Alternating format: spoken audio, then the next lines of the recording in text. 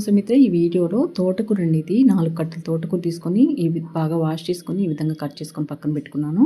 కందిపప్పు తోటకూర ఫ్రై.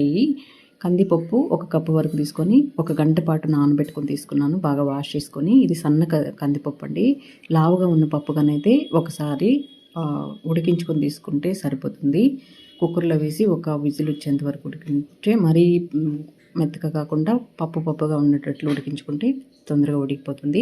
వెల్లుల్లి కారం కోసం మిక్సీ జార్ తీసుకొని అందులోకి 2 స్పూన్స్ ధనియాలు, 1 స్పూన్ జీలకర్ర, కారానికి సరిపడా ఎండుమిర్చి, వెల్లుల్లి ఒక 2 గడ్డలు పొట్టుతోటి వేస్తున్నాను. సాల్ట్ వేసుకొని మిక్సీ పట్టుకొని పక్కన పెట్టుకోవాలి. కూర కోసం పాన్ పెట్టుకొని పాన్లోకి ఆయిల్ వేసుకొని ఆయిల్ హీట్ అయిన తర్వాత ఆవాలు, జీలకర్ర, ఎండుమిర్చి వేసుకొని ఇవన్నీ వేగిన తర్వాత క్రష్ చేసుకున్న వెల్లుల్లి, పచ్చిశనగపప్పు కూడా వేసుకొని కాస్త వేగనివ్వాలి. పప్పు బాగా వేగిన తర్వాత ముందుగా కట్ చేసి పెట్టుకున్న తోటకూర వేసుకొని ఒకసారి మిక్స్ చేసుకొని నానబెట్టి పెట్టుకున్నాం కదా కందిపప్పు కూడా వేసుకొని మధ్యలో మూత తీసుకుంటూ కలుపుకుంటూ ఉడికించుకున్నామంటే మీడియం ఫ్లేమ్ మీద చక్కగా ఉడికిపోతుంది. కందిపప్పు మనకు అక్కడక్కడ పలుకు తగులుతూ ఉంటుంది, చాలా బాగుంటుంది. మనం పొన్నగొట్టు కూర కందిపప్పు చేస్తాం కదా, సేమ్ ప్రాసెస్లో చాలా బాగుంటుంది. మంచి హెల్త్కి కూడా చాలా మంచిది అనమాట. మంచి ప్రోటీన్స్ ఉంటాయి.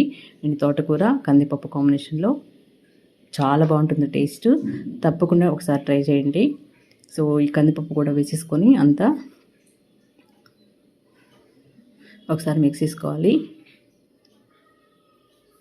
తర్వాత ఇందులోకి కాస్త పసుపు వేసుకొని కలుపుకున్న తర్వాత నేను కందిపప్పు కొంచెం ఎక్స్ట్రా అనిపిస్తూ ఉంచాను, మొత్తం వేసేస్తున్నాను. ఈ విధంగా కలుపుకుని ఉంటే చక్కగా ఉడికిపోద్ది.